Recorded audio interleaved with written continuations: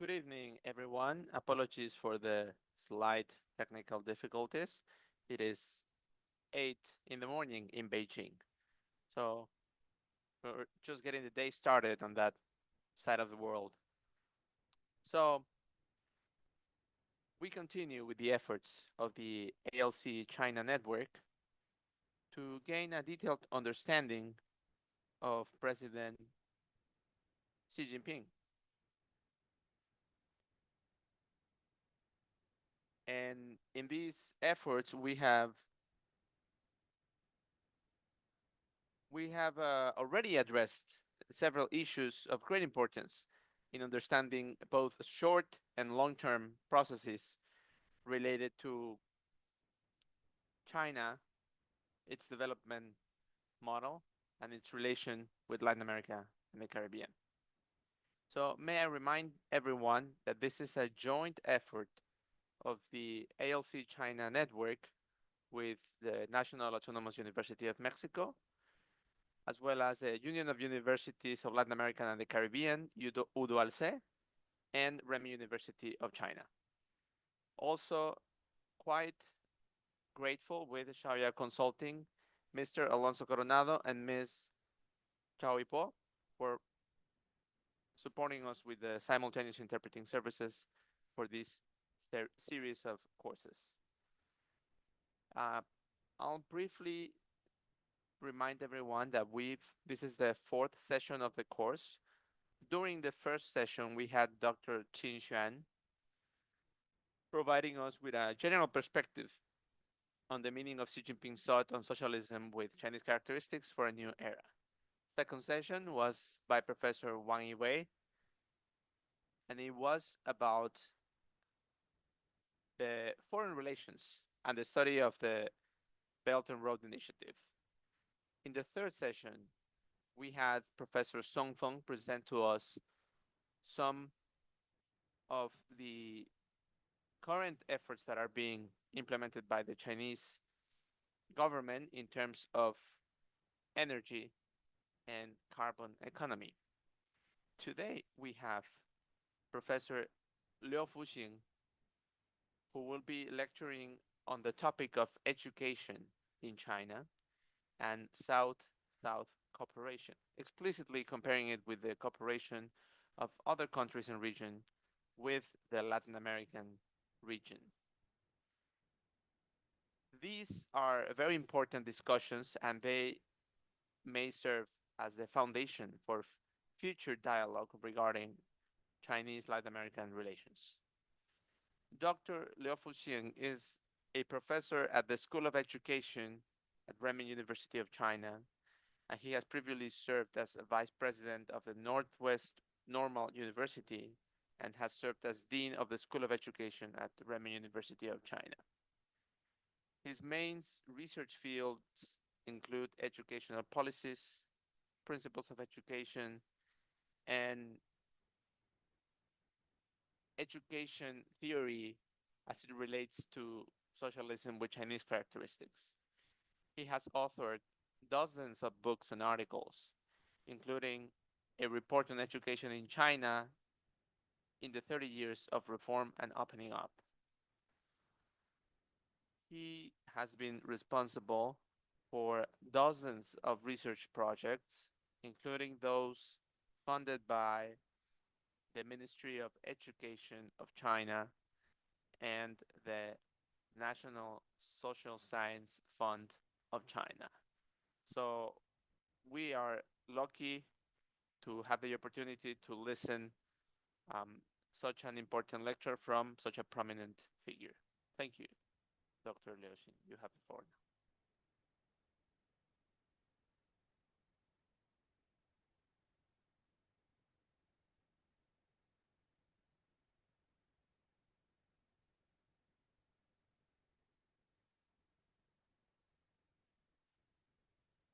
All right, let's begin. Thank you so much, Dr. Dusso. Thank you for your presentation and such a passionate introduction about the work that we've been addressing during this course. Good morning, everyone. I realize that we have simultaneous translation, so this is wonderful because I won't be needing to pause in my presentation. So that's great news. Today's topic is China Latin American education relations and partnerships from a South-South cooperation perspective. Now, first of all, I'm gonna be discussing today four big themes or areas. First of all, I'll be discussing a general perspective of education in China. And specifically, I'll be discussing some specific comments made by President Xi in this new era about certain innovations in the theory of education in China. Then I will be introducing to everyone the educational cooperation as a link in building a community with a shared future between China and Latin America. The third section would be a comparison between China and Latin America educational cooperation and Europe or United States Latin America educational cooperation. Finally, I'll be addressing the new paradigm of China Latin America educational cooperation. So let's begin with the first section, which is the general perspective and overview of Chinese education and some of the innovations being done in that regard currently. So it's been almost, it's been more than 70 years since the founding of the Chinese People's Republic of China. And I can say that we have done some tremendous achievements in the field of education.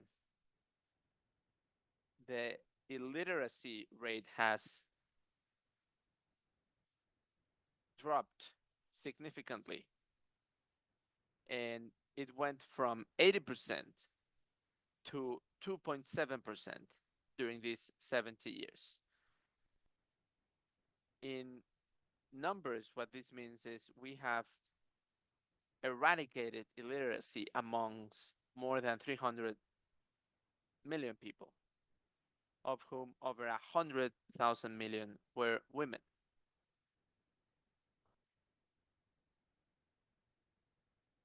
So these efforts continue to bear results and continue to expand the spectrum of education to which Chinese citizens have full access to.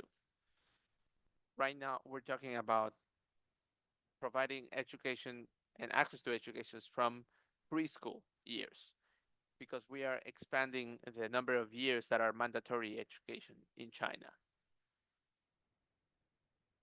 Right now, preparatory school or high school in China is a very well received and widely extended education level amongst Chinese citizens.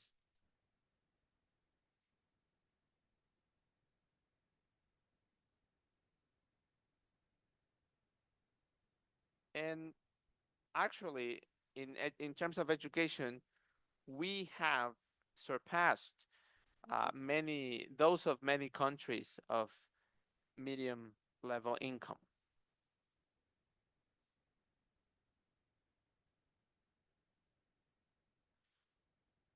Yes.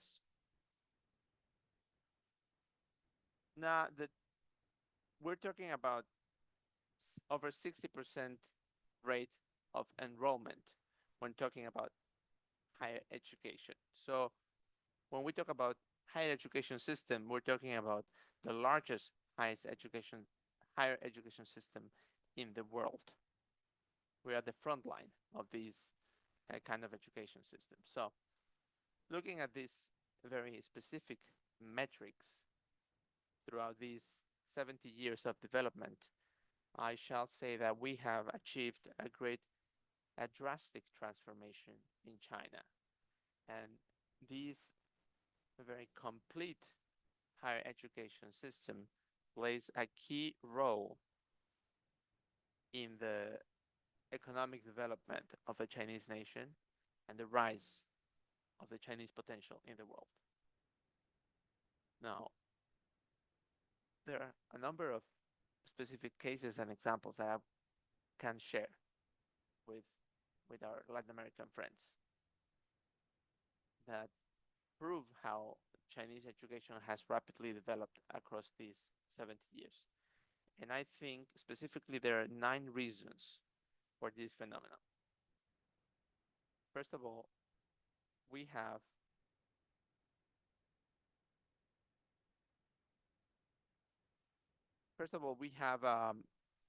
a party that is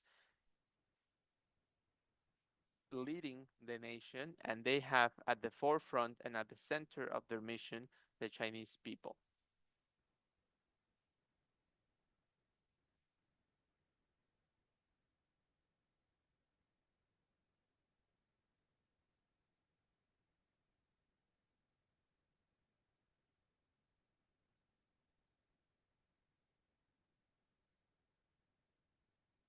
Uh, I have realized that the slides are not advancing, but from my perspective in my computer, they are advancing. So, no, Dr. Leo, your screen is frozen. Okay, now we can see different slides.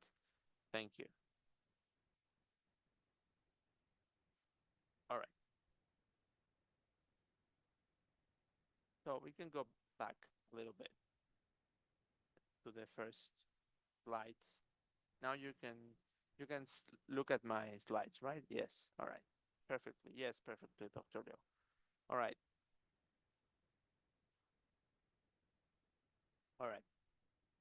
So now that we have solved this slide technical problem, let me go back a couple of steps. But don't worry about it because I'm going to be sharing all of this information and these examples in this systematic classification, these 9 experiences. I'm going to be sharing all of this with you.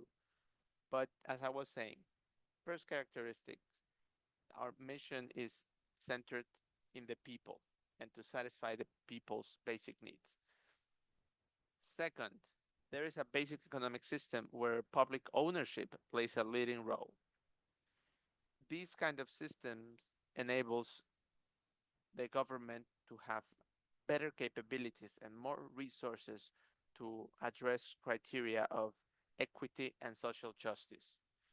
Thirdly, there is a highly centralized and efficient administrative management system. So because this system is so efficient, even though it has been changing throughout the years, but across all of these changes, no matter how big or small these changes are, the efficiency always maintained at a very high level. And I think this is something that a lot of different governments around the world have found very hard to achieve. So what I'm saying is the Chinese government has been able to design such a long-term successful education policy because it has vast resources to act. So, and when we design education policy in China, for example, this year we have just approved a new education plan for the future 10 years from 2025 to 2035. So we are thinking and planning long term. And the fact that we are approving this new educational plan is because we have already finished a previous long-term educational plan. So that is the way we address education policy in China. The fourth element that I would like to mention is the education policies of the Communist Party of China and the Chinese government enjoy high recognition and support from the Chinese people. And ever since opening up the economic reform, we have always been focused at the goal of creating a highly systematized and highly democratized educational system. And this is why such a system has been so highly appreciated and welcomed by the Chinese population. So these are very important elements to explain the success of the Chinese educational model. The fifth element, well, we have um, we have an educational system that has been developed on the base of our national real conditions. As you know, we come from a very poor background. China used to be a very poor country. So then it has designed its educational policy taking into account its material conditions and always guided by a socialist agenda and a socialist spirit of advancement. During the past years, China has also opened to the world and learned different things from friends all over the world. But its main perspective, its main goal has always been to adapt these insights and these learnings to the national reality and to the national conditions. The sixth element is that our education system has always relied on society for its educators, for its implementators. Seventh, we persistently have pursued educational reform, innovation, and openness in the educational field. And we are constantly innovating and setting higher and better goals to achieve. During the past 70 years, we have never stopped to raise our goals, to take our final objectives to even higher and better and more ambitious places. And we have worked at great scale to support Chinese students to travel to other parts of the world, including Latin America, and learn the best of the education systems of other countries and other regions. The eighth element is our educational system benefits from the positive influence of the traditional Chinese culture. And by this, I mean that we have a very solid basis, a very solid cultural basis, and we have integrated it into the modern education and always maintained a principle of absolute respect to teachers and educators. Ninth, uh, it is the Chinese education system is safeguarded by the rule of law, which applies to this and all areas of social life in the People's Republic of China, and always looking to serve the people and satisfy the people's needs. Now, this rule of law safeguard means that we live within our educational system is embedded in a legal system, in a legal framework, and there are specific legal codes that apply to education in China. These legal codes and legal frameworks are fundamental for the development of education in China. And since the last National Congress, we have been paying more and more attention to modernization in all fields of life, including modernizations of the education system. So these 9 points are crucial to understand the current status of education in China. Now, as as you can see, uh, through these 9 fundamental points, we can learn that China focuses a lot on theoretical innovation, and a lot of this has been said and has been recognized by our president Xi Jinping. After the 18th National Congress of the Communist Party of China, education has been elevated to a strategic position, and it has now a strategic status. Now, throughout Chinese ancient history, governors, emperors, and rulers of different kinds always paid a lot of attention and gave great importance to education. So, in a way, education has always been a very important strategy for China. And now that we are living in the new era of the Chinese Republic, we can see how we are also persevering in never forgetting the fundamental role that education plays and its key position within government and within society, and specifically within international competence. And this is uh, these are lessons that we have also learned from the international arena. One of the reasons why some emerging nations and some developing nations are still trapped in a certain condition has to do with lack of education and has to do with certain education paradigms that are currently being maintained and that do not leave room for innovation. So in China, we pay a lot of importance and we allocate a lot of resources to education, to finding talent, to fostering that talent.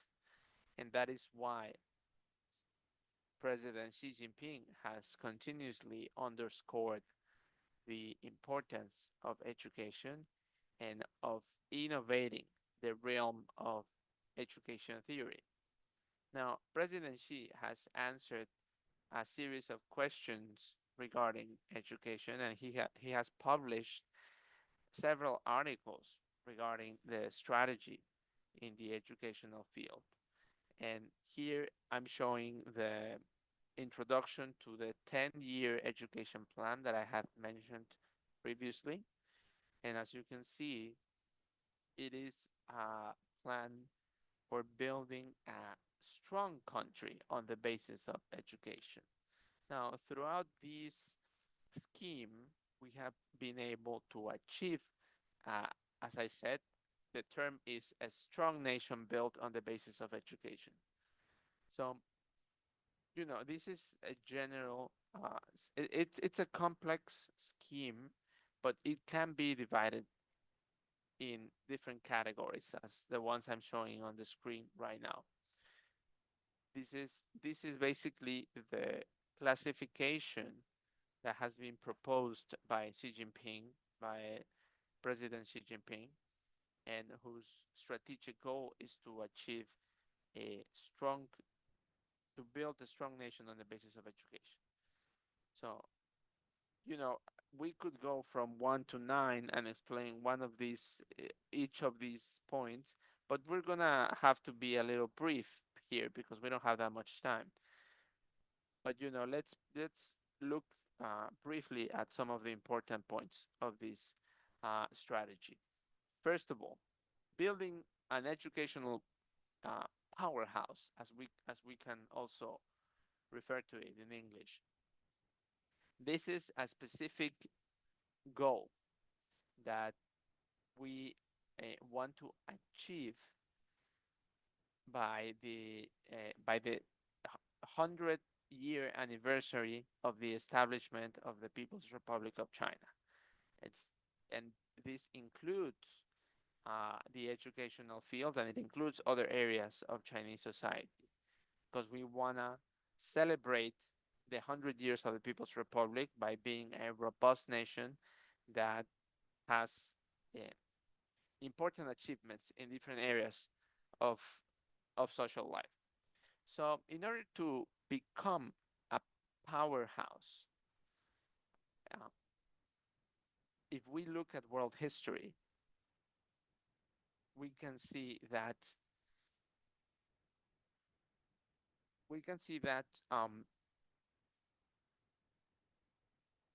if we look at the examples, at the success stories around the world of those countries that have become powerhouses around the world, that have become important nations around the world, it doesn't happen overnight.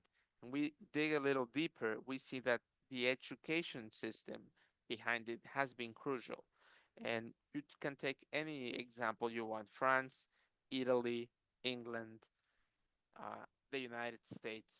Before they achieved their status as great powers in the international arena, about 30 years before, what they started doing was investing a lot in education and reforming the education policies and the educational system within their countries. So for us to create a strong modern socialist country, one of the key elements is to have a robust educational system. Now, we can also talk about the guarantee, the fundamental guarantee that means upholding the party's comprehensive leadership over education. And this is also a fundamental mission that we have. So, when it comes to fostering development, Chinese has a long tradition of underscoring virtue. And when we say virtue, we're talking about moral virtue. Moral virtues have always been the top priority for Chinese people. And if we look at the traditional education system, there is a very important role that has been played by exams and examination systems. But in this new era, I think it's more important than ever to underscore the importance of moral values and of moral virtues. So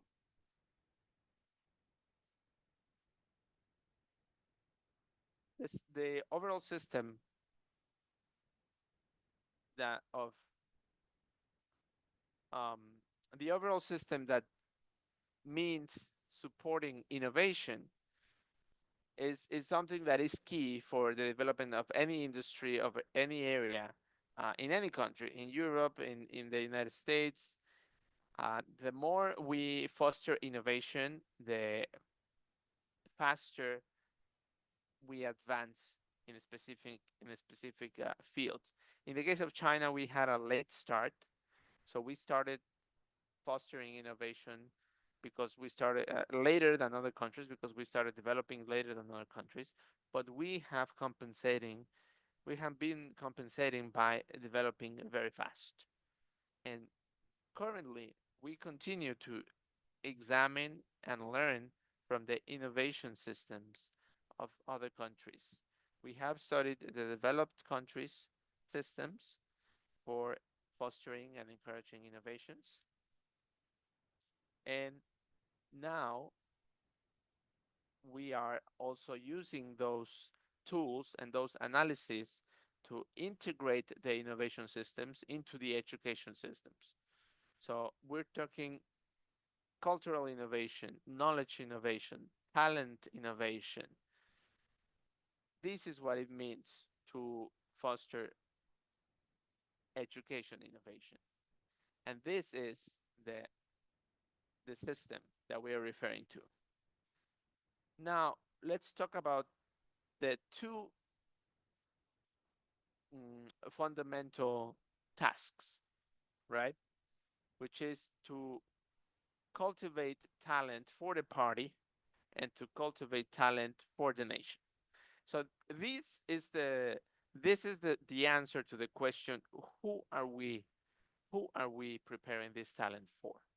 Who are we fostering this talent for? Well, there's the answer. We're doing it for the nation and we're doing it for the country. Now, there are three key attributes that I would like to mention as well, which is the political nature of education, the people-centered nature of education, and the strategic nature of education.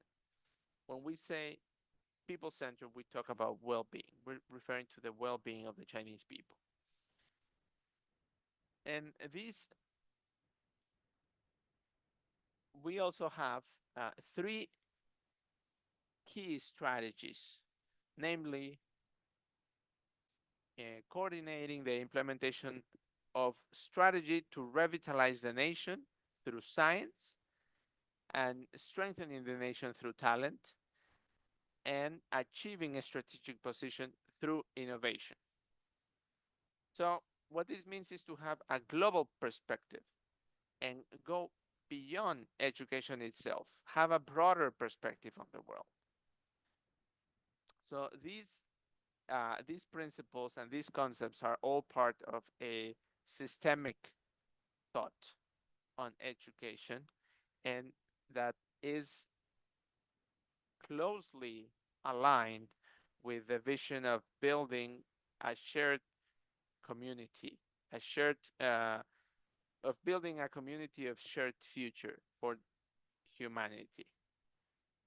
This is our historic responsibility, and we do believe that the new education in this new era needs to serve the state and needs to serve society. Now, number four, we have four crucial points or four key assertions. First of all, building a strong nation in education is a way of strategic leadership for achieving a full socialist modernization. And it is also a fast track to achieving shared prosperity and the revitalization of the Chinese people. So, by fulfilling this goal of creating a strong country on the basis of education, we are one step closer to achieving a modern, robust socialist nation. Now, number five, it is very important to keep an equilibrium, to maintain a balance between different relations, such as the state power, people's necessities, in comprehensive development, and fostering talent for innovation.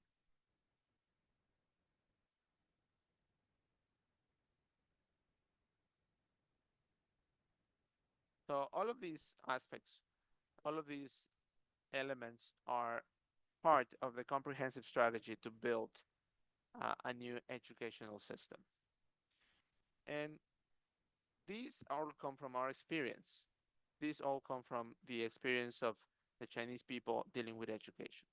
Now, number six, we have six strengths or six core attributes. And in the report by the Education Council, Miss President Xi Jinping said that education needs to support science and technology, needs to promote well-being, needs to coordinate social forces, and needs to have an international impact. Well, everyone is talking about these specific forces nowadays. For example, talent competitiveness, well-being promotion, social coordination.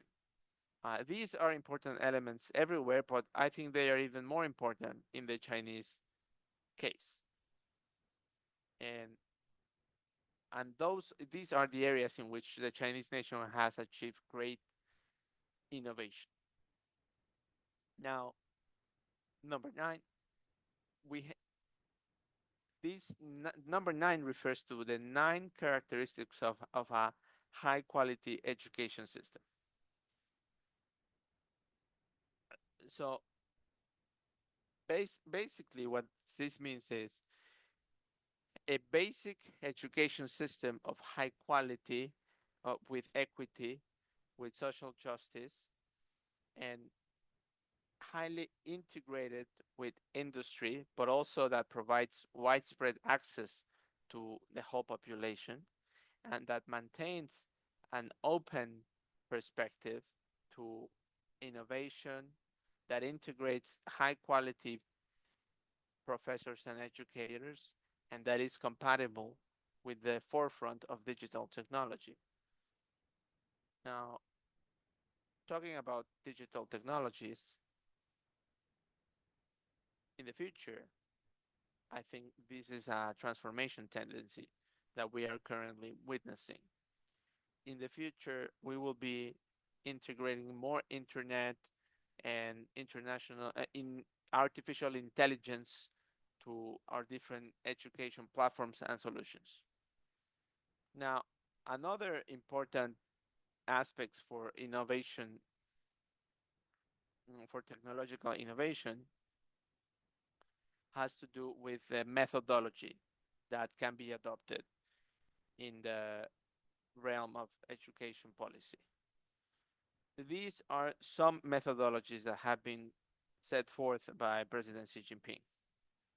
And here we have a summary of 10 aspects, such as maintaining the political vision of the parties, comprehensive leadership over the educational costs. And number 2, to maintain a holistic strategic perspective and systemic logic. Number 3, to uphold the principle that the people are paramount and that education must serve the people. Fourth place, that we must uphold respect for the dignity of, of the people and apply educational methods that respect the laws of human development. And also, number 5, that we need to uphold a virtue-based education by integrating moral, intellectual, physical, and aesthetic principles to our model. Also, we need to maintain the confidence in the path, in the theory, in the system, and in the culture of education with uh, Chinese characteristics and following always a socialist path. And number 7, we need to maintain the construction of a healthy educational ecosystem. Number 8, we need to maintain a vision of educational openness with a global perspective. Number 9, we need to maintain the spirit and vision of educators as pioneers in building a strong nation through education.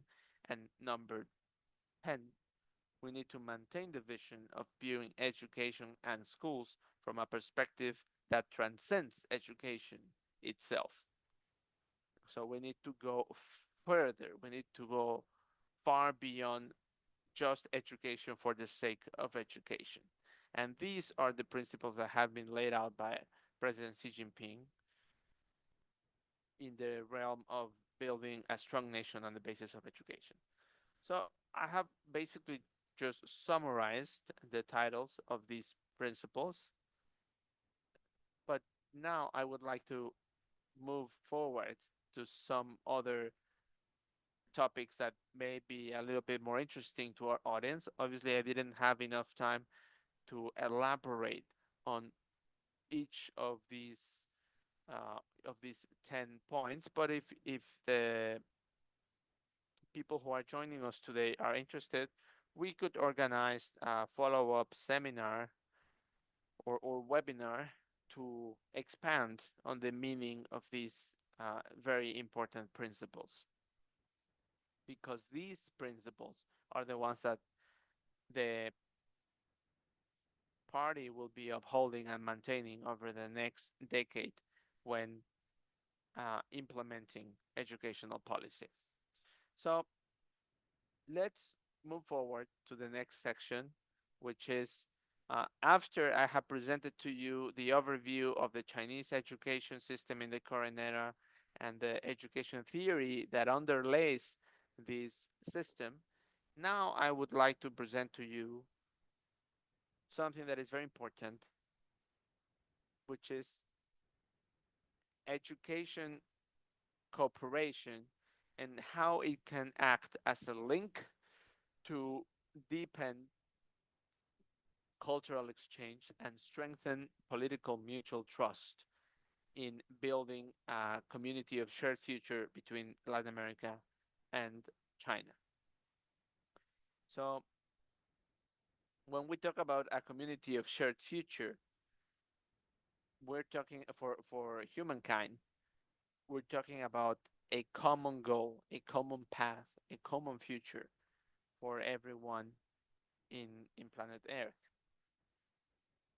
We're talking about working together, hand in hand, for the same goals. And this concept of uh, shared, a community of shared future comes from Chinese traditional culture.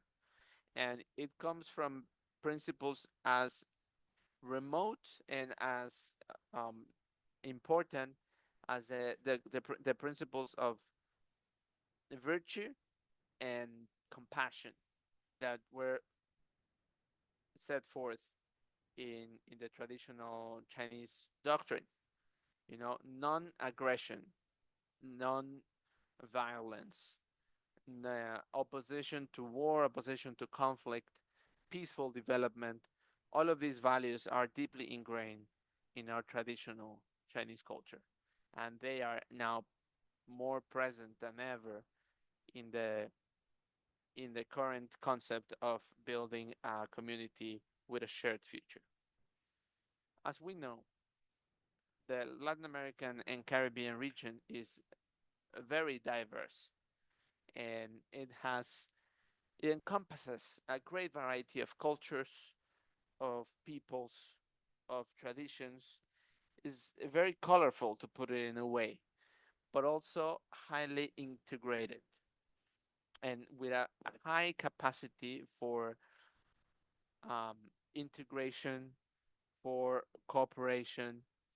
So I think these are important characteristics that we need to take into account when laying when designing the policy of cultural exchange between this region and China.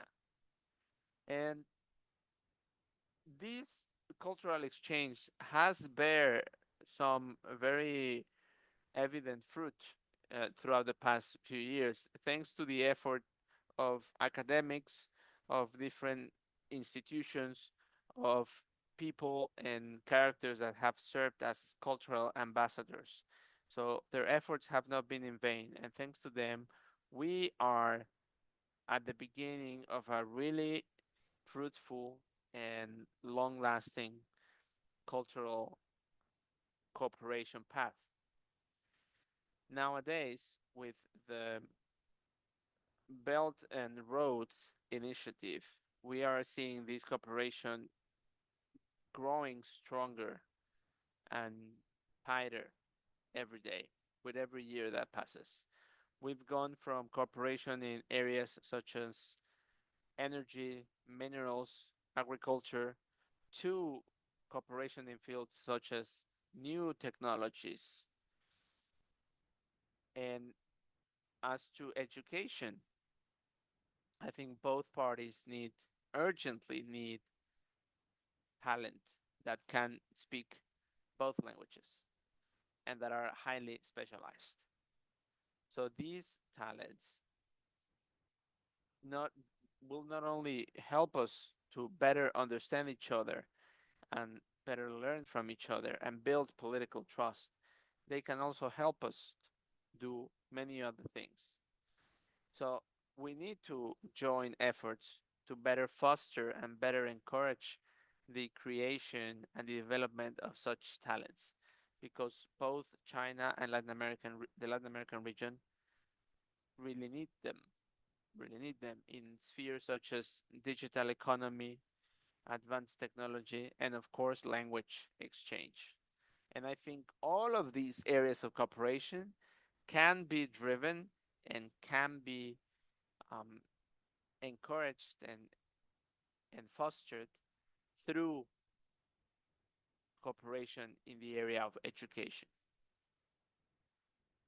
China and Latin America are in two different hemispheres, and they represent the West.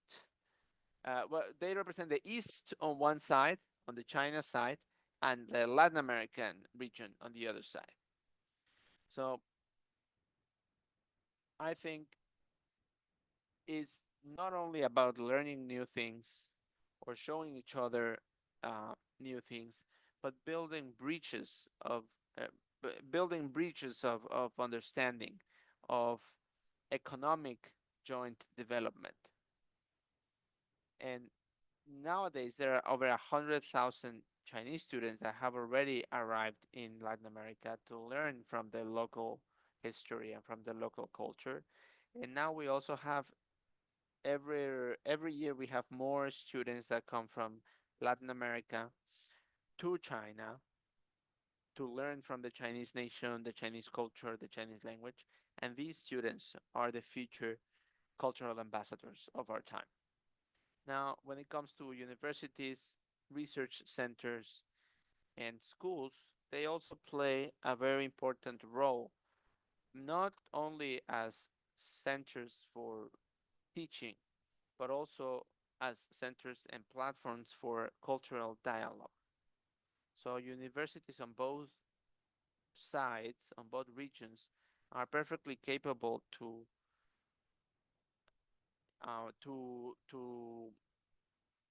designing and implementing solutions and methodologies for cultural integration and cultural exchange. So educational cooperation between China and Latin America is of the utmost importance, and it can take place and it can be materialized through many different ways, such as student exchange, such as academic activities, and so on and so forth. Now, the third part that is very important for the topic that we are addressing today is the comparison between China Latin America cooperation and cooperation between Latin America and other regions, such as Europe and the United States. So let's look at the characteristics of both kinds of cooperation and to see if we can find some areas of um, of shared characteristics or if we can identify some very important differences as well. Nowadays, we are living through an era of unprecedented changes, and we are living through the advancement and the ascent of the global south. Therefore, educational in exchange plays a key role in this context.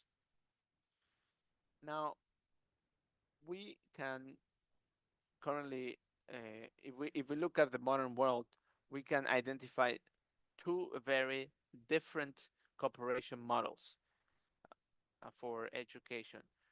One of them is the China Latin America cooperation model, and the other one is cooperation between Latin America and other regions such as the United States or Europe. So, as we know, the cooperation between Latin America and the United States is been highly unequal. And this is one of the first differences that we can talk about. But let's go step by step and let's divide the differences in six categories. First of all, core concepts, core philosophy. China Latin American cooperation is um, is guided by peer-to-peer partnerships. So this means that we're not trying to impose values on each other. We're not trying to have one side speak and the other side listen. We are trying to reach a mutual exchange.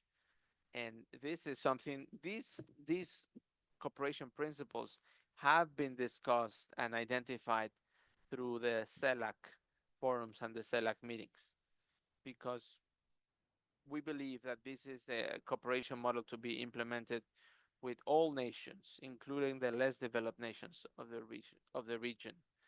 We believe that cooperation needs to happen in the way of joint efforts, of joint uh, goals, and working together for a mutual benefit. In this way, we can say that we are also learning from America, from Latin America. So we in China are also learning from the Latin American experience in terms of education. And we're trying to overcome together the barriers and obstacles that have been created by the United States. So as we can see, this kind of cooperation is multilateral. It's not unilateral. It's multilateral. And even if we may disagree on some things, if we need to follow separate paths at certain times, that's perfectly okay, because the Chinese vision emphasizes harmony and emphasizes uh, partnership. And these points have been addressed and emphasized once again during the CELAC gatherings. Now, how uh, how do we classify, or like how do we take a more detailed look at these models of cooperation? Well, let's look at the European and American model. It's all about standardization, right? But what does that mean? What does standardization mean? Standardization for the United States and for Europe means to mold everyone else's worldview. It means that the local cultures and experiences and perspectives need to adapt completely to fit the mold that has been designated by the United States or by Europe. So this is highly disrespectful to the local cultures and to the local perspective. And actually, it's not conducive to the development of underdeveloped nations. It serves more as a trap for those underdeveloped nations to continue to be underdeveloped. Furthermore, this kind of cooperation will always be tightly linked to a value imposition with a lot of ideology. You know, it's always about human rights, it's always about talking about conceptions of democracy. It's all about strategy. It's all about elevating and expanding the cultural influence of the European and American nation on the world. For example, the Erasmus scholarship. That's a good example. It's always been highly centered on key principles that emphasize that the American way and the European way are the correct way, are the superior ways, and they are way superior than other ways of development, such as the Chinese way.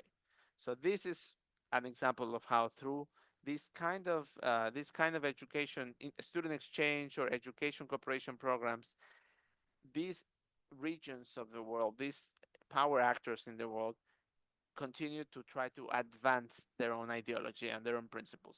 And this does not exist in the China Latin American cooperation model. It's because we are all about partnership and multilateralism, not about imposition and unilateralism. Now, also, some other characteristics that are highly valuable in the China Latin American cooperation model, in the Chinese cooperation model, are the cooperation in different areas, in different fields, both in education, also through scholarships, also through programs of talent fostering and talent promotion. So we have multiple avenues of cooperations that scholarships, trainings, workshops, seminars, and China is also highly committed to offering more than 1,000 scholarships and training positions in 2000 since 2020 since 2015 we have been providing these opportunities to over 1,000 leaders from the region of Latin America, so they can come to China and have these opportunities for training and for better education. In 2025, during the CELAC forum,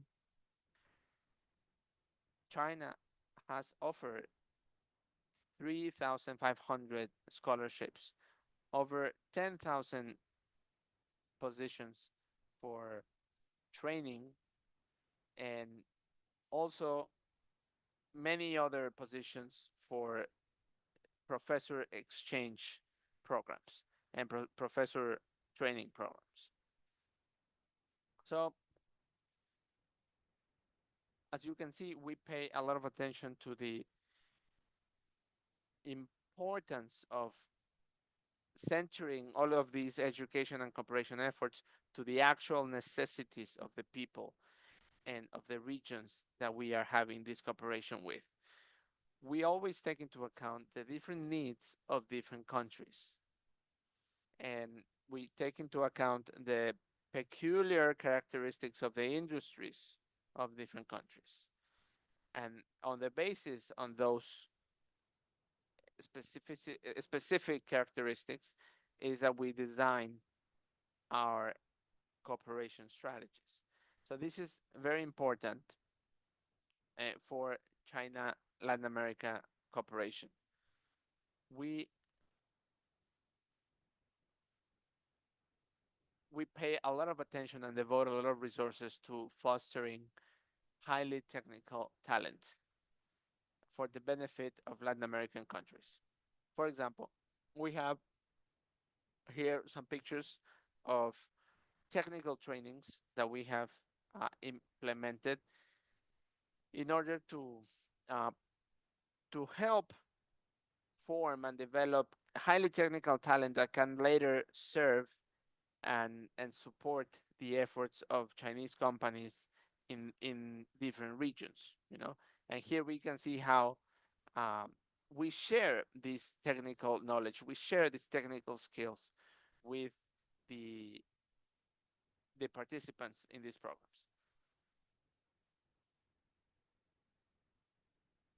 Now, as we were talking about the example for the Erasmus program, which is very different, the Erasmus program is all about standardizing academic results. Is all about standardizing study programs. It's all about following the developed nation formula. It's all about following the developed nation standard. And of course, part of it is important to have to help people achieve a master's degree, a PhD, to have a higher level of education.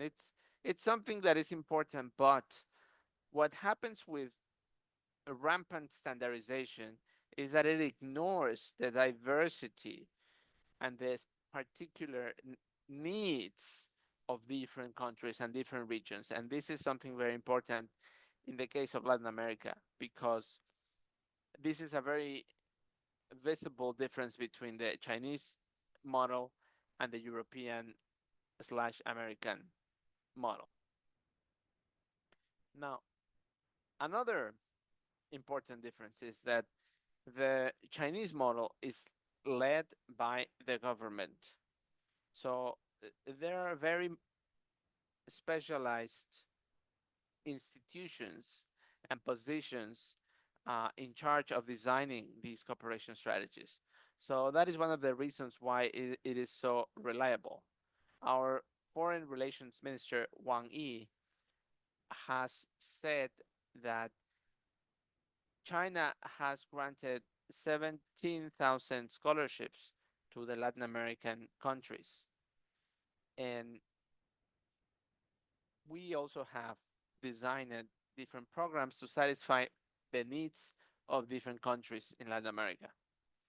Now, in the case of the European and American model, their financial funds are not fully funded by the government, but they have a participation of a lot of private capital, a lot of private actors. So that is a very important difference with with the Chinese model, because the funds are coming from all different sources, and with those sources there may come all sorts of interest. Like in the Chinese case, where you have 100% of the funding coming from the government, that's a more reliable, a more trustable system.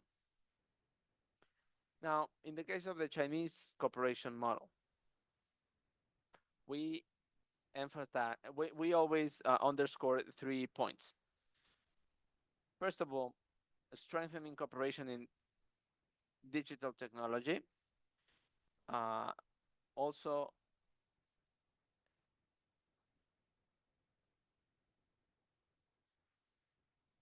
uh, and well, when we say technology, digital technology cooperation, we're talking about infrastructure.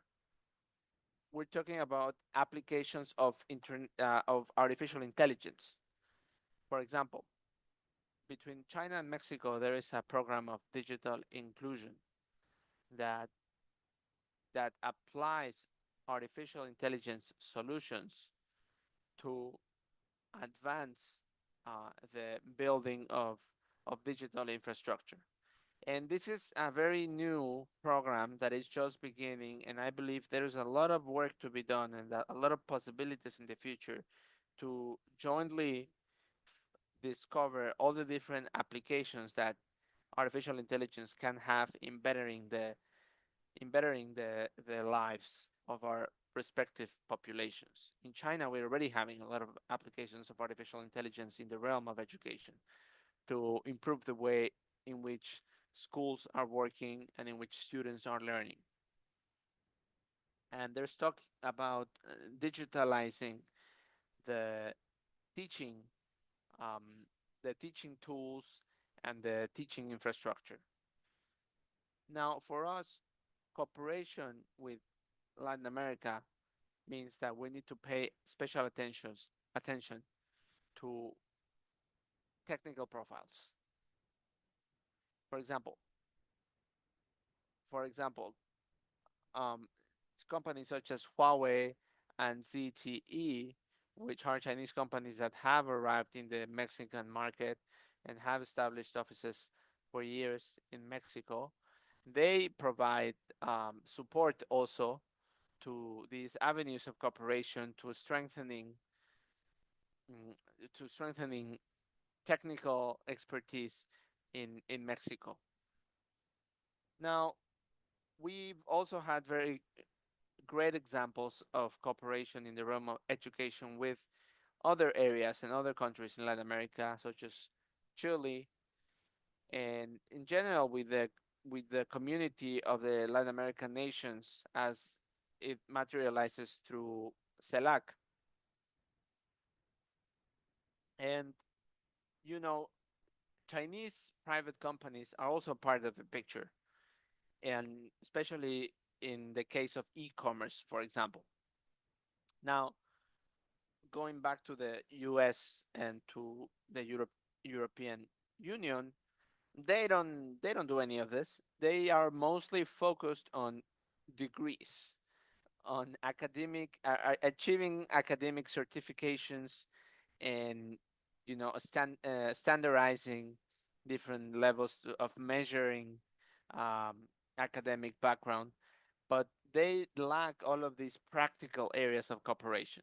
So as we can see, the Chinese model goes way farther, goes way beyond that than mere certifications, that mere academic titles, and mere funding. We're talking about practical, real cooperation. Now, here we have some important agreements that have been signed. And as you can see, every number of years, we have signed new agreements with Latin America for education promotion and education cooperation. Not, not all of these documents are strictly about education, but there is an education component to all of them. And in the case of Latin America and its cooperation with the United States and European Union, they don't have continuity in their cooperation model. They don't have a grand strategy and a comprehensive long-term policy. That is just not present in those cooperation models. Now, for the Chinese model, we have different routes or pathways that we follow. We have cooperation in science and technology, including biotechnology, satellites, astronomy, agriculture. We also, including technologies such as 5G or high-speed trains or even e-commerce. You know, now and throughout these processes, it's not only the universities that are involved. It's not only academic titles that are being obtained. We're actively involving the key players of the industries. We're actively involving the private companies. So we are transferring not only knowledge, but also experience and technology. And also, we are applying this technology and localizing these technologies in Latin American ground. Because in this way, we can share all of these solutions that we have applied previously in China, and they can be adapted to the Latin American conditions. And this is very different from the American and the European model. American and European model is all about standards, about getting degrees, and always following their rules, their playbook, their standards, and obviously accepting their values, their ideology, their principles. So this is the comparison between the two models, the Chinese model and the US EU model. And you can draw your own conclusions. But if you take the time to go through the specific documents, you'll see that the Chinese model does not demand any kind of ideological acceptance or imposition. If you go through the documents contained within the China Latin America education, you'll see there are no requisites whatsoever to subscribing to a certain ideology or accepting certain values. We are not about that. We're not trying to impose our values. We are looking at this cooperation as a way of strengthening bilateral and multilateral exchange. So based on these differences that I have presented, I think we can see why the results of different approaches may also be different. And I think we can see why the results of the Chinese model have been so successful and so present in the modern world. I think we continuously emphasize the importance of having an equal partner relationship and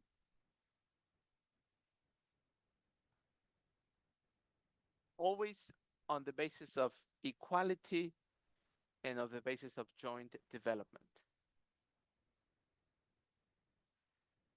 And all of this is supported by a financial uh, financial backing system, which is supported by the government and has great continuity. Also, these financial resources can go to very specific projects, to very specific areas. This is the context of China, of the Chinese cooperation model.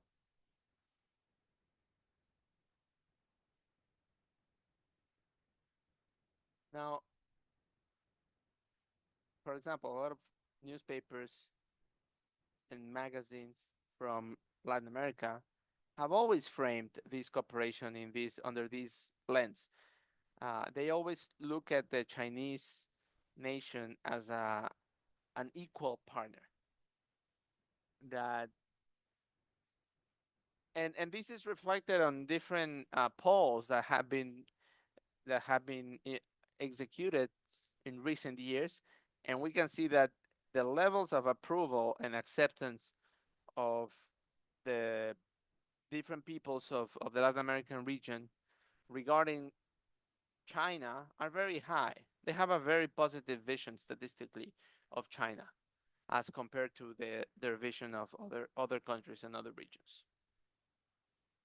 So the conclusion of my presentation is like we are facing two different models of cooperation, and they are very different uh, between themselves, and they have advantages and disadvantages. But I would like to emphasize that the Chinese model has several advantages over the other model. Now, finally, I want to talk about the new paradigm for China Latin America educational cooperation. So we have talked about the basic status of education in China. We have talked about the different modes of cooperation with other regions.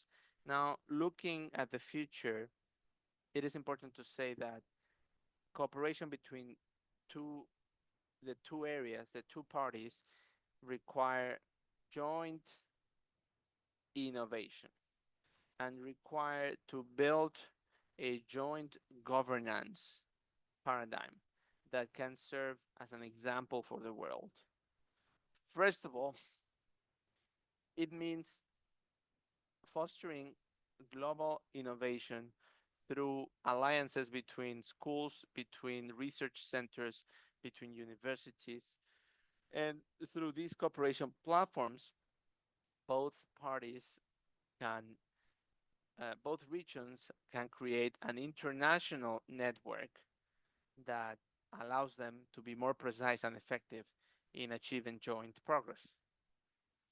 And these this can bring much more value to the international community because even though we are even though arithmetically speaking, if we add China plus Latin America is like a 1+1 addition, in reality, if we join efforts and we bring our forces together, we create much more than two. We can create exponentially a much more value than by simply adding up the efforts into regions.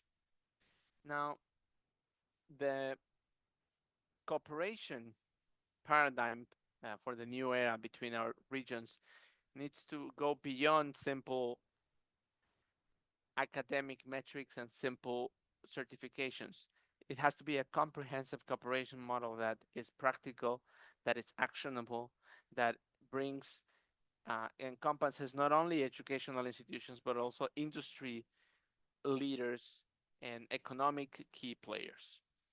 Now, my next point is that we are currently, and this brings me to my next point, which is another characteristic of this new paradigm for education cooperation between China and Latin America in the new era is that we are achieving a fusion between industry and academia. So,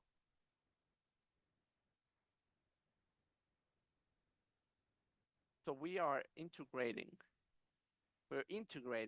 the academy and the industry,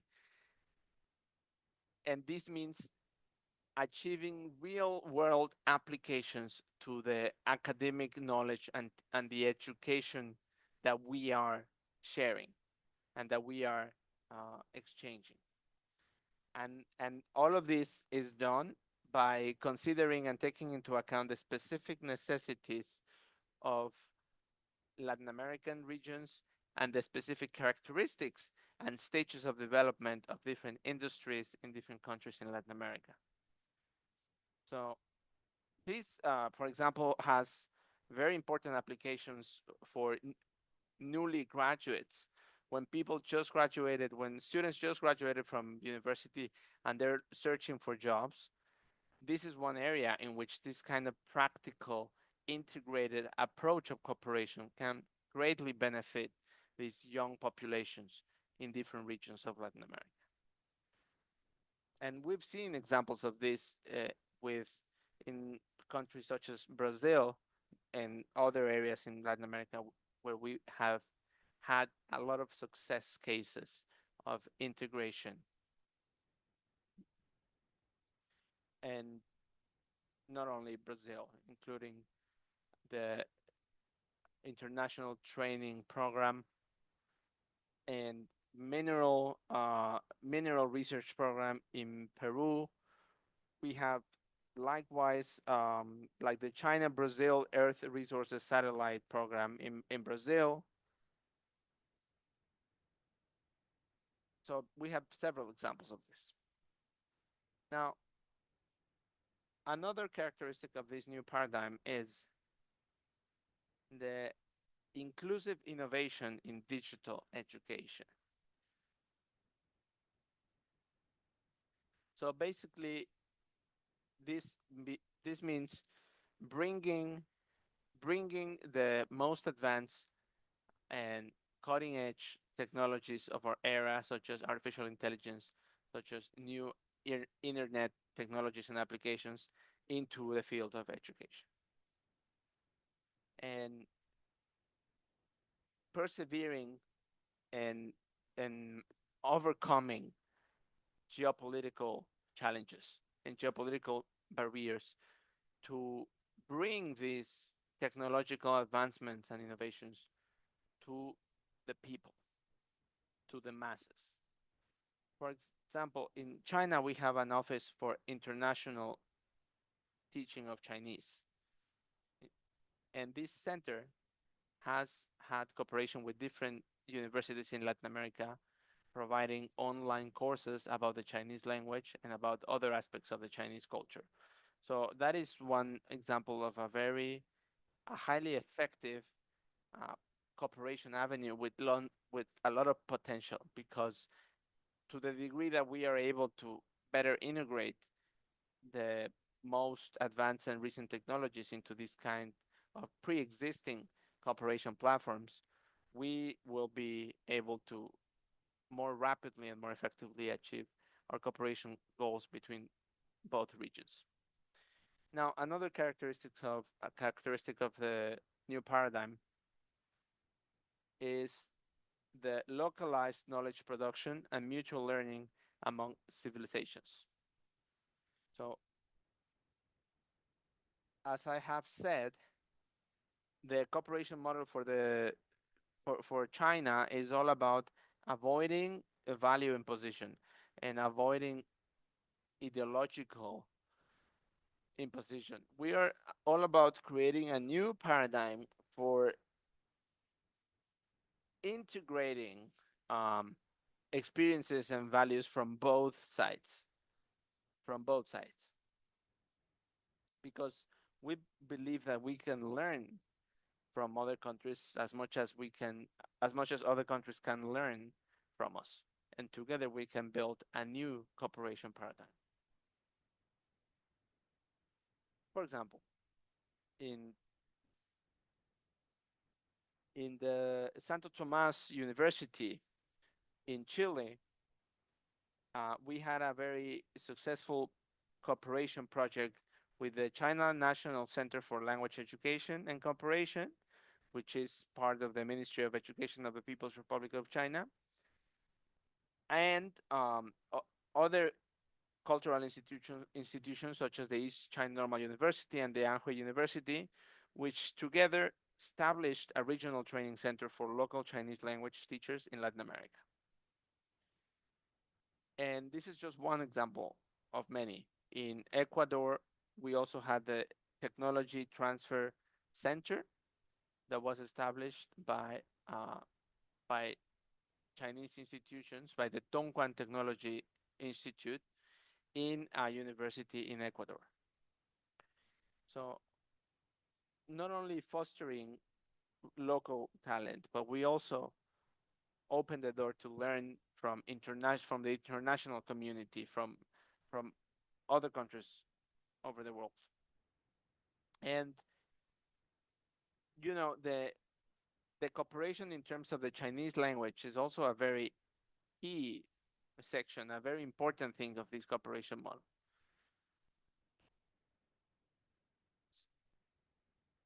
And this brings me to the fifth characteristic, which is our cooperation is led by the government. That's the Chinese model. The government is the one that signs these cooperation agreements. And but also it has the active involvement and cooperation of non-governmental institutions, such as companies, for example, Huawei, in the cases that we mentioned, such as technological and research institutions, and they all participate in this cooperation ecosystem with transfer of technology, with cultural exchange initiatives, with infrastructure building, and these are a variety of actors, not only the government, but they all bring their own value and their own specific advantages into the mix. And this is this is one of the characteristics of this new cooperation model. China has currently signed a joint action plan in this regard, and in the case of Mexico, there's been a program which is Seeds for the Future that the Mexican government and Huawei introduced recently, and that has to do with deepening business engagement between the two regions, as well as cultivating technological talent. And just in the early stages of this Seeds for the Future program, the program has already provided training to over 50,000 Mexican students and educators. So this is what we talk about when we talk about educational cooperation between Latin America and China. And these are the characteristics of this new paradigm regarding education. Basically, we are talking about a new paradigm that embodies the principle of equal rights to development, and that is theoretically based on the vision of a community of shared future and on a equitable and just development amongst nations from different contexts, from different levels of development. And this is how we can achieve an anti-hegemonic model of development, which is very different than the Europe model and the European model and the United States model. So to put it in a Chinese, in the way of a Chinese ancient proverb, China is not merely feeding fish to its counterparts, but it's sharing with them the knowledge and teaching them how to fish to achieve a more effective cooperation. That would be all from my side. Thank you very much. Thank you very much, Dr. Liu. Dr. Liu, can you listen to us? Are you listening to the interpreting? Dr. Liu, can you listen to the interpreting while we are? All right. Yes. All right. Yes. Dr. Liu is listening to us. Thank you so much, Dr. Liu, for your time and for your deep analysis. So thank you so much for sharing your perspectives and your knowledge with us. We have dozens of questions, over 50 questions in the chat. We have some time. So maybe I would like to grab maybe 4 or 5 questions, and I hope that you can answer them. The first question is, Dr. Liu, and let me tell you that in Latin America and the Caribbean, in a lot of regions, we don't have a socialist system of education. A lot of people are very unfamiliar with the concept of a socialist education. So the first question is, what is a socialist education system from the Chinese perspective? Does it encompass humanistic elements or is more oriented towards technology and modernization? You know, so what is to what extent you are influenced as well by the Western values and the Western education paradigms? What can you tell us about the socialist education model in China and how to understand it from a Chinese perspective? Yes. So we're gonna go one by one, right? Yes.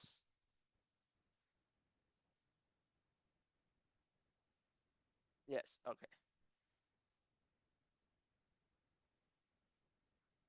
Okay. Thank you. Thank you, doctor. The great question, indeed. So yes, let me tell you that every every country has a different education system because every country has different characteristics. Every country has a different national reality. So we we can. It's sometimes is hard to compare, to make comparisons between the different countries. But I believe that every country nowadays is currently reflecting on their own system. Even when I talk to my European colleagues, they are also thinking about how to reform and how to improve their own educational system. So,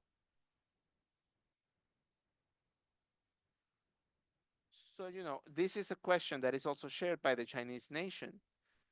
And throughout the process of building a strong country on the basis of education, as I have mentioned during my presentation, it is something that we have asked ourselves constantly. So I believe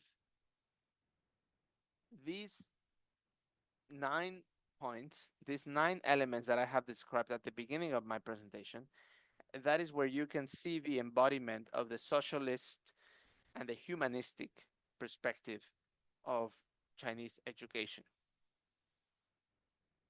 And this is highly interconnected with the vision of a strong country and a high quality education system. And it is all achieved through fostering talent because these 9 points have all the same goal: to foster the talent that is needed by society and is needed by the state. So, fostering virtue by means of education. And this whole system also revolves around this goal. And it encompasses humanistic goals, political goals, and it fosters and reinforces the spirit of China. And the spirit of China is a humanistic and a socialist spirit, a highly political spirit. So, you know, technology has also a role to play. And science has also an important role to play in the supporting of our development. But we cannot let aside the role of the spirit, of the spirit of the educators, and the spirit of our educators is a humanistic spirit and a socialist spirit. So, summing up, all of these concepts are characterized by high quality, and they are a reflection of a very complex system that is formed by many characteristics. But all of it is based on socialism. All of it is based on socialism. So why that is why we talk about a socialistic education, a socialist education. And this is an ongoing goal, an ongoing process. You know, we have a lot of areas of opportunity and a lot of areas of growth and a lot of things that can be improved. So continuous innovation is very important in China. So we have already achieved a goal. Now we need to set a different goal. Then another goal, then another goal. And this is the way we have done it throughout the past decades.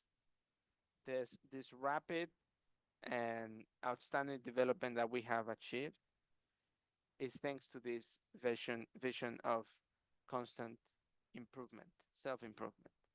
And it is thanks to the efforts of different institutions and the successful integration that these institutions have helped achieve between society, economy, culture, political system. So this is a goal, you know, this is a goal, and we're constantly walking towards that goal. And also, the latter part of the question was about the influence in the education system, in the Chinese education system, as coming from the West or from the United States. And yes, of course. I mean, of course, during our different stages of development, we have received the influence of great institutions in the United States and in Europe, and we have learned what we can, and we have taken what we can take from their education models. So it's not like we reject entirely what they can teach us, but we don't accept it blindly. We just take what we can use and we effectively adapt it and apply it to our social and national reality. So it's not about copy and paste. It's not copy pasting. It's about taking what you can and adapting it for the betterment of your own national conditions. Thank you so much, Professor. Very interesting. So, again, we have a lot of questions, but I think a lot of them can be grouped into categories. So there is a group of questions that basically revolves about this fundamental question. what is the relevance of comparing different education systems for the Chinese nation? You know, internationally there are all of these ranking methodologies and ranking systems that compare different universities from different countries, and they provide a score and a rating value. But as you have emphasized throughout your presentation, one of the goals of the Western education model is to standardize. It's always to standardize these kinds of academic criteria and academic results. So the act of comparing from a Chinese perspective, is it important? Is has it had has it played a role throughout the development of the Chinese education model? Does it still play a role? I don't know if the question is clear or not. Yes, yes, it's very clear. It is very clear. Yes. Yeah, I understand. Well, I can see where that question comes from because it's something that we face currently. And any emerging nation and any developing nation, such as China, needs to follow the historical rules that it's subjected to. 100 years ago, China was still a very backwards, very poor country. And even before 1978, before the economic opening up, we were still very behind, economically speaking. And we had to learn from other nations, from wealthier, more developed nations. So at the beginning of the economic reform and opening up, President Deng Xiaoping, our leader Deng Xiaoping,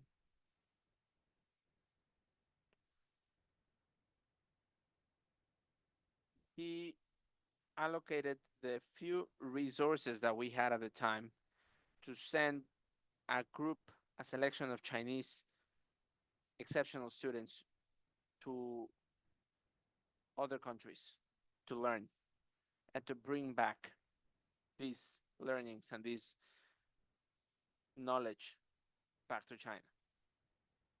So in a way, during that first stage, we were influenced and we were standardized in our education systems and in our education model by the standards of the foreign nations, and not only the United States or Europe, even the Soviet Union also played a role. And we learned a lot from Europe and from the United States as well. I think especially maybe in early stages of development, we learned a lot from the Soviet Union, but then after the opening up era, we learned a lot from Europe and the United States. So we definitely learned a lot from them. And yeah, this is something that happened. Like we learned from the West, and since you brought up ranking systems, I think that was a very necessary thing at the time, you know, because we have been left behind back in the day. We were behind. We needed to catch up with the world, and we needed to learn. And one way of achieving this was to subject us to this standardization, international standardization, if you will, process. So definitely these international rankings and this way of comparing between nations was highly relevant to China in the early stages of its development. And I think in currently are still important. Like all of these academic international rankings are appreciated by large segments of the Chinese society. A lot of people like to look at the university rankings and see the Chinese universities, how they rank among different institutions, and this is something that's important to them.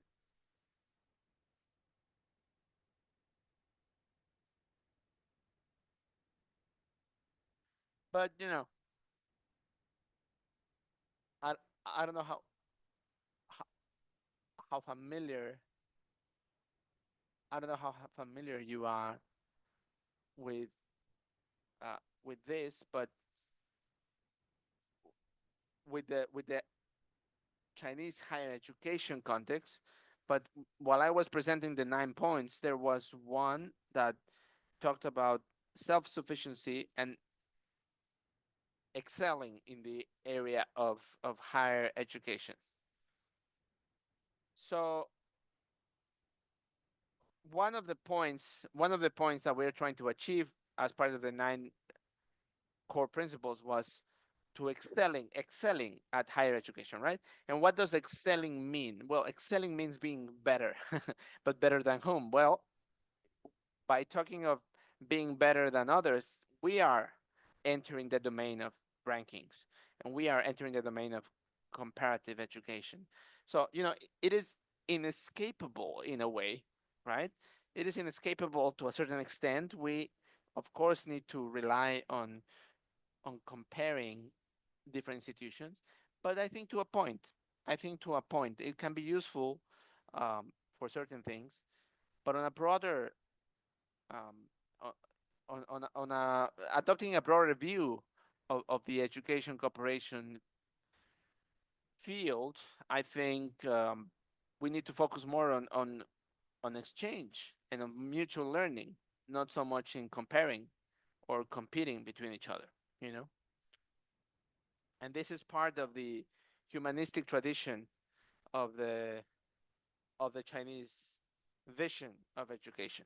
You know, because we have a lot of different, really competitive and really renowned universities in China. That is a fact. But I think that's not the only thing that matters, you know. And even if we continue to adopt this ranking system in the future, I think we need to have different kinds of rankings. Rankings for science, rankings for the humanities. So, it's important to have different categories and different evaluation methodologies. And this is something that we are constantly working on and reclassifying our current education institutions as per these ever-changing and new ranking systems that are being constantly revised and transformed. So, you know, I think good universities will always have something in common. Something in common. Doesn't matter if we're talking about Argentina or China or big or small. A good school will always have some core elements, such as great professors, such as great learning, spirit of learning, and self improvement. So even if we are entering the domain of comparative education and ranking, we must know that there are certain elements that need to remain unchanged. You know, we need to maintain some things. Thank you so much, Dr. Leo. Two brief questions before we can wrap it up.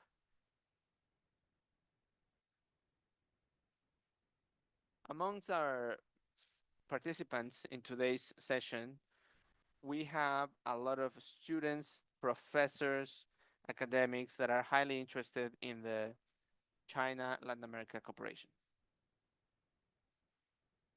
And the experience that we've had so far for the cooperation between the United States and Latin America is that a lot of the platforms and instruments and programs that used to allow for academic exchange between the United States and Latin America have been closed, have disappeared, have been paused, or have been canceled.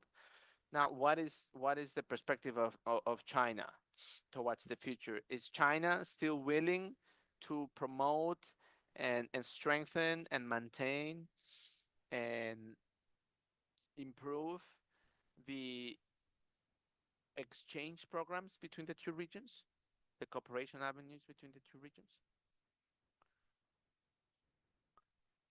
Yes, of course. Yes, of course. That would be the answer. We are. committed to maintaining, expanding, and improving the avenues of cooperation between the Latin American and Caribbean region and the People's Republic of China. And this is part of the message that has been set forth by President Xi Jinping. In this world in which we live currently, in this era of unprecedented changes, some of which we have never seen before, it is more important than ever to maintain these avenues of partnership and cooperation amongst nations. And exactly, we have the opposite tendency happening in some other regions of the world. You've seen it with the trade barriers that have been created by the United States, with all the education programs that have been closed, with all the different international cooperation platforms that have been closed by the United States. So in the face of these actions, China maintains its commitment to reform and opening. And opening means to embrace other nations with open arms, to maintain an open mind. So while the United States keeps on closing down multiple institutions and organizations, in China, we continue to create new institutions and new platforms for corporations. We have recently expanded the amount of visa-free, the duration of the visa-free period for a lot of Latin American nations to over 140 hours, and we continue to adopt more measures to further promote cooperation between Latin America and the People's Republic of China, as has been expressed through CELAC. There is a very concrete strategy with very concrete goals and very concrete numbers. For example, regarding the number of scholarships that will be granted every year to Latin American students. Because isolationism is not the way, it's not an option. It will take us nowhere. Development has always been and will always be based on exchange, cooperation, and openness. So something is for sure. China will always receive engagement and exchange and cooperation from Latin America and the Caribbean with open arms, and the platforms and avenues for cooperation in the future will just continue to increase. Thank you so much, Dr. Liu. I think we are in complete agreement. We do not have, um, we do not want another quarantine. We do not gravitate towards isolationism, but we want more exchange and more cooperation. So, Dr. Liu, thank you for your excellent lecture. So many questions from our audience and so many topics to be discussed yet. I really hope that we can have some access to some of your English publications and some of the available resources for better understanding some of the work that you've been doing. So if you could share with us some publications, that would be highly valuable for us. And they can be either in Chinese or in English or even in Spanish if you have any Spanish publications. Thank you very much, Dr. Liu. Yes, of course. Happy to. It is an honor and a pleasure for me to be able to talk to all of our Latin American friends. And I'm sure there's a lot that I can learn from you as well. Yes, I will share the links of some of my most recent publications.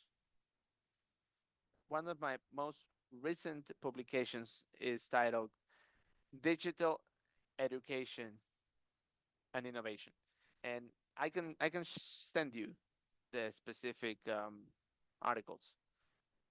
2019, I think we also published a book called Dialogue with China, and it was a compilation of different perspectives shared by Chinese and foreign experts and academics. And we have an English version of that one. And it basically is a recollection of different dialogues that we had with the West, you know, regarding topics of historical importance for the development of China, such as Mao, Xi Jinping, or even the thought of our current president Xi Jinping. Sorry, Mao, Deng Xiaoping, or even the thought of our current president Xi Jinping.